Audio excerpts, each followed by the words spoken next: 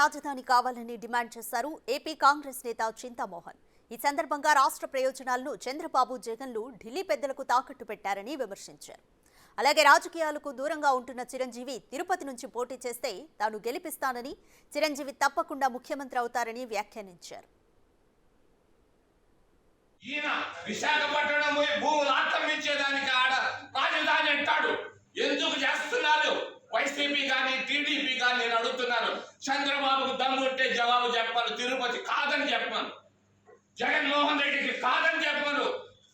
సవాలు విసురుతున్నాయి. ఈరోజు ఖచ్చితంగా ఆంధ్రప్రదేశ్ రాష్ట్రానికి అందరికీ ఆమోదయోగ్యమైనటువంటి ప్రాంతం తిరుపతి. తిరుపతి తిరుపతి అంతర్జాతీయంగా అందరికీ తెలిసినటువంటి ప్రాంతం. తిరుపతి రాజధాని కావాలని ఆ రోజు చెప్పాడు సెయింట్. నేను చెప్పేది కాదు. సెయింట్ ఆయనకి 300 సంవత్సరాల తర్వాత అసలు స్వతంత్రం వస్తుందో కూడా తెలియదు, ప్రజాస్వామ్యం వస్తుందో కూడా తెలియదు. ఆ వీర బ్రహ్మేంద్ర స్వామి వాక్కులకి ప్రతి మాట చెప్పిందల్లా జరిగింది. నేను కూడా చెప్తున్నాను, ప్రజలందరూ అనుకుంటున్నారు తిరుపతి రాజధాని అవుతుంది.